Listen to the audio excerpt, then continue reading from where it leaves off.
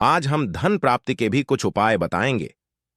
मित्रों, पुराणों में बहुत अच्छे से बताया गया है कि संसार में हर एक मानव को शिवरात्रि के दिन स्नान करने के बाद भगवान भोलेनाथ को जरूर जल चढ़ाना चाहिए। तांबे के लोटे से जल चढ़ाना बहुत ही अच्छा समझा जाता है। जल के अक्षत एवं फूल मिश्रित कर भगवान भोलेनाथ को जल चढ़ाने से भगवान भोलेनाथ बहुत ही जल्दी प्रसन्न होते हैं। जल को चढ़ाते समय शिव जी के मंत्र ओम नमः शिवाय का जाप भी करना चाहिए। दोस्तों, अगर हम भोलेनाथ को जल देते समय कुछ विशेष बातों का ध्यान रखें तो हमारे जीवन की बहुत सारी परेशानियों से हमें स्वतः ही छुटकारा मिल जाता है। भोलेनाथ को जल अर्पित करना बहुत आवश्यक है। मतलब जब हम प्रातःकाल उठते हैं, सबसे पहले भोलेनाथ का दर्शन करना चाहिए। आप बिना स्नान किए भी मात्र भोलेनाथ का दर्शन करें। जहां से भी आपके घर के पास से भोलेनाथ का मंदिर दिखाई दे रहे, तो आप बालकनी से या छत से जाकर भोलेनाथ को देखें, उन्हें प्रणाम करें। उगते हुए सूर्य के दर्शन करने से, उनको प्रणाम करने से, नमस्कार करने से आपके जीवन की बहुत सारी परेशानियों से आपको मुक्ति मिल जाती है और आपको जल जरूर अर्पित करना चाहिए। परंतु जल अर्पित करने से पहले स्नान करना आवश्यक है। जल कैसे अर्पित करना चाहिए जिससे कि आपके जीवन की तमाम तरह की परेशानियों से आपको मुक्ति मिल जाए।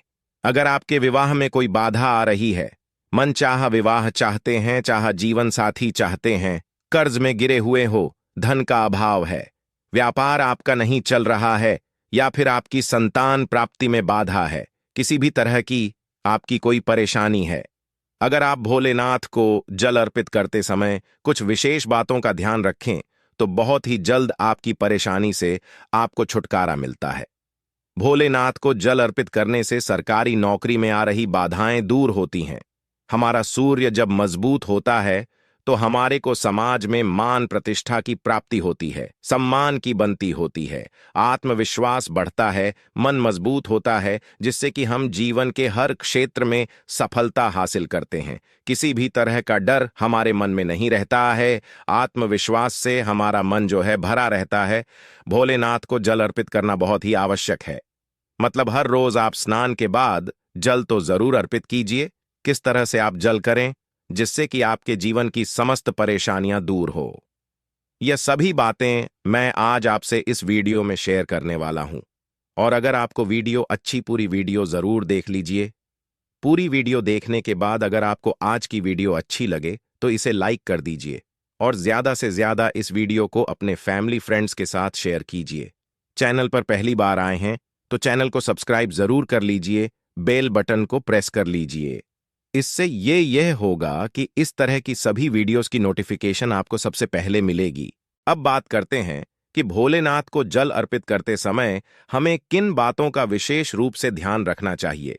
जोग भविष्य पुराण के अनुसार भोलेनाथ को जल चढ़ाते समय कुछ खास का ध्यान रखना चाहिए। तो कौन सी है वह बातें जिससे कि ध्यान अगर हम रखेंगे तो भोलेनाथ की कृपा हमें बहुत ही जल्द मिल जाती है। सबसे पहले अगर आपको भोलेनाथ को शिवरात्रि के दिन जल चढ़ाना है, जो कि आपको तो प्रातःकाल जल्दी उठना चाहिए। जल्दी मतलब सूर्योदय से पहले उठ जाए। सूर्य के निकलने से पहले हमें उठ जाना चाहिए। और सूर्य के निकलने के बाद अगर हम उठते हैं, सूर्योदय के बाद अगर हम उठते हैं तो हमारा सूर्य वैसे भी खराब हो जाता है और आपको अशुभ फल देने लग जाता है। तो इसीलिए सूर्योदय से पहले उठे, उठकर स्नान इत्यादि कर ले। उसके बाद आपको भोलेनाथ को जल देना है। साफ स्वच्छ वस्त्र धारण करके जहां भी शिव जी का मंदिर हो, शिवलिंग हो, वहां आपको एक लोटा जल चढ़ाना चाहिए। अच्छा, अगर आपके आसपास कोई मंदिर नहीं है तो आप घर पर शिवलिंग होगी, वहां पर आप शिवरात्रि के दिन एक लोटा जल जरूर चढ़ाए। आप बिल्कुल अपने कमरे में बैठकर ही भोलेनाथ की आराधना करें, उनको स्मरण करें, उनके मंत्र का जाप करें, शिव चालीसा का पाठ करें और भोलेनाथ को जल भी आप अपने कमरे में ही शिवलिंग को किसी भी पात्र में रखकर दे सकते हैं। और उसके बाद उस पात्र का जल उठाकर आप किसी गमले में डाल दीजिए। तुलसी के गमले में नहीं डालना है, इस बात का आपको ध्यान रखना है। और उसके बाद आपको नित्य, अगर आपको भोलेनाथ के मंदिर जाने का समय मिल रहा है तब तो अत्यंत श्रेष्ठ है, आप शुद्ध एक लोटा जल भगवान भोलेनाथ को देखते हुए जल अर्पित करें। तो इसके लिए आपको चाहिए का एक पात्र तांबे के लोटे से भोलेनाथ को जल अर्पित करना चाहिए और आप उसमें शुद्ध जल भरे उसके बाद ही आपको सूर्य देव को जल देना है। सांप स्वच्छ जल भरकर और दोनों हाथों से आपको पात्र पकड़ना है। दोनों हाथों से जब आप पात्र पकड़े तो इस बात का ध्यान रखें कि आपके अंगूठे का स्पर्श उस पात्र से नहीं होना चाहिए और आप तभी भगवान भोलेनाथ को जल अर्पित करें। भोलेनाथ को जब जल दे रहे हैं तब आपको यह भी ध्यान रखना है कि जब वह धार गिरती है तो वह आपके पैरों पर उसके छींटे ना पड़े। तो इसके लिए आप क्या करें, अपने सामने या तो एक पात्र रखकर आप जल दीजिए जिसमें आपको भोलेनाथ को देखते हुए स्मरण करते हुए जल देना है। इस तरह से आप भोलेनाथ को जल दें और जब आप भोलेनाथ को जल देते हैं तो मंत्र जरूर बोलना है आपको। ओम नमः शिवाय इस मंत्र के भोलेनाथ को जल दे सकते हैं। गायत्री मंत्र के द्वारा भी आप भोलेनाथ को जल दे सकते हैं। तो मंत्र का उच्चारण करते हुए, जिस भी मंत्र का आप उच्चारण कर पाते हैं उसका उच्चारण करते हुए भगवान भोलेनाथ को जल देना चाहिए। पूर्व दिशा की तरफ आपका मुख होना चाहिए जब आप भोलेनाथ को जल देते हैं और थोड़ा सा झुककर ही सुबह के समय जल दिया जाता है तो इसी तरह से आपको जल देना है। और आपको ध्यान रखना है कि जब आप भोलेनाथ को जल देते हैं तो जो धार गिरती है पानी की, जो आप जल अर्पित कर रहे हैं तो जल की धार गिर रही है, उसके बीच से जो बेलपत्र को लगाकर और उसे देखते हुए आपको जल देना चाहिए। जल देने के बाद आपको परिक्रमा अवश्य करनी चाहिए। जब भी आप भोलेनाथ को जल अर्पित करते हैं उसके बाद आपको परिक्रमा करनी है। आप चाहे तो एक परिक्रमा कर सकते हैं, चाहे तो 3 परिक्रमा कर सकते हैं। भगवान शिव जी का स्मरण करते हुए जिस जगह पर खड़े हैं आप उसी जगह पर आपको 1 बार या 3 बार प्रदक्षिणा करनी है, परिक्रमा करनी है। ऐसा कहता है भविष्य पुराण भोलेनाथ का ध्यान करते हुए अगर परिक्रमा की जाए अर्घ्य देने के बाद तो समस्त तरह की परेशानियां दूर हो जाती हैं और सभी तरह की इच्छाएं भगवान भोलेनाथ उस व्यक्ति की पूर्ण करते हैं जो भोलेनाथ को जल अर्पित करने के बाद परिक्रमा करता है। तो इस तरह से आपको ध्यान रखना है, जल देते समय बहुत ही सावधानी से आपको भोलेनाथ को जल देना चाहिए। और आपको ध्यान रखना है कि आप सुबह सूर्योदय से पहले उठ जाएं और स्नान करने के बाद भोलेनाथ की शिवलिंग को जल दें तो श्रेष्ठ रहेगा। और जब आप जल चढ़ा रहे हो पैरों में जूते चप्पल नहीं होने चाहिए।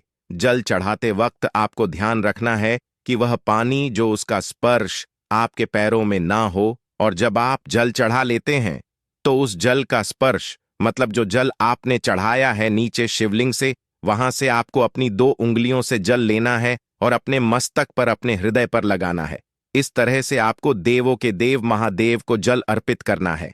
अब बात करते हैं कि अगर आप धन प्राप्ति की कामना रखते हैं तो किस तरह से भोलेनाथ को जल अर्पित करना चाहिए। देखिए, अगर आपकी धन प्राप्ति की कामना है, कर्ज से मुक्त चाहते हैं, व्यापार में आपकी तरक्की नहीं हो रही है, लगातार घाटा होता ही जा रहा है, मतलब आप बहुत अधिक आर्थिक तंगी से परेशान हैं, तो आपको चाहिए कि आप एक तांबे का पात्र ले, आक का पुष्प उसमें डालें और रोली लेनी है। आपको चंदन या रोली उसमें फिर थोड़ा सा अक्षत डाल लीजिए और उसके बाद भगवान भोलेनाथ को देखते हुए ओम नमः शिवाय इस तरह से मंत्र जप करते हुए आप भोलेनाथ को जल दें। इस मंत्र का, जिस भी मंत्र से आप जल, इस मंत्र का यथासंभव आप जप करें। जितना अधिक आप जप करेंगे भोलेनाथ की कृपा आपको उतनी अधिक हासिल होगी और सभी ग्रह मजबूत होंगे तो आपको धन लाभ भी होगा, कर्ज से भी मुक्ति मिलेगी और व्यापार में अगर कोई परेशानी है तो उससे भी आपको मुक्ति मिलती है। दोस्तों, यह कर्ज से मुक्ति का धन लाभ का सर्वश्रेष्ठ उपाय है, आपको जरूर करना चाहिए। अगर आपके विवाह में किसी तरह की बाधाएं आ रही हैं, मनचाहा जीवन साथी चाहते हैं, तो आपको चाहिए कि आप एक तांबे के पात्र जल लें और उसमें आपको धतूरे का पुष्प डालना है। पीला धतूरे का पुष्प ले सकते हैं आप, और शहद चाहिए और हल्दी का पाउडर। ये तीनों चीजें आप उस पात्र में डालें और इस जल को आप भोलेनाथ को देखते हुए शिव जी के मंत्रों द्वारा ओम नमः शिवाय इस मंत्र के द्वारा आपको जल देना है और यह आपको हर रोज करना है। तो आप शिवरात्रि से शुरू कर दें जल देना। अगर आप पहले से नहीं दे रहे हैं तो शिवरात्रि से शुरू कर दें। और यह तीनों चीजें आपको जल और मन, चाहे जीवन साथी की कामना या फिर जल्द विवाह की कामना से आपको भोलेनाथ को प्रणाम करके यह उपाय करना है। बहुत ही जल्द आपको भोलेनाथ की कृपा मिलती है और आपके विवाह में आ रही बाधाएं दूर होती हैं। अगला जो उपाय है संतान की प्राप्ति के लिए या दाम्पत्य जीवन को सुखमय बनाने के लिए कौन सा उपाय करना चाहिए, किस तरह से भोलेनाथ को जल देना चाहिए। अगर आपके संतान प्राप्ति में बाधा आ रही है तो आपको चाहिए कि आप तांबे के पात्र में शुद्ध जल भरे, उसमें आपको थोड़ा सा चंदन लेना है, अक्षत लेना है और आक का पुष्प लेना है। आक पुष्प डालकर आप भगवान सूर्यदेव को जल अर्पित कीजिए। समी पत्र पुष्प अक्षत यह तीनों चीजें आपको जल में डालनी है। उसके बाद भगवान भोलेनाथ को जल अर्पित करना है। ओम नमः शिवाय इस मंत्र के द्वारा आप भोलेनाथ को जल दे सकते हैं। तो इस तरह से आपको जल देना है और इस उपाय से, इससे जल देने से आपके विवाह में आपके संतान प्राप्ति में जो बाधाएं आ रही हैं, चाहे विवाह में जो परेशानियां आ रही हैं, जैसे कि आपके दांपत्य जीवन में मधुरता नहीं है, तो भी इस उपाय को करने से आपको दांपत्य जीवन में मधुरता होगी, संतान की प्राप्ति होगी। और इस तरह से जब हम जल देते हैं तो घर में सुख समृद्धि का भी आगमन होता है, धन लाभ भी होता है, तो बहुत श्रेष्ठ होता है। समी पत्र और पुष्प डालकर अगर आप भगवान भोलेनाथ को जल देते हैं और सुबह सुबह भगवान भोलेनाथ को जल देकर उनके मंत्रों का जप करना बहुत श्रेष्ठ माना जाता है। आप अगर किसी भी परेशानी से जूझ रहे हो, परेशानियों से घिरे हुए हो, कोई रास्ता ना मिल रहा हो, आपको सूर्यदेव को जल जरूर देना चाहिए। अगर आप प्रतिदिन भगवान भोलेनाथ के मंत्र का जप करेंगे और भोलेनाथ को जल अर्पित करेंगे, बहुत ही जल्द आपकी परेशानियां दूर हो जाती हैं। चावल होता है जिसके टूटे हुए दाने ना हो, बिल्कुल साबुत चावल होता है, उसे अक्षत कहा जाता है।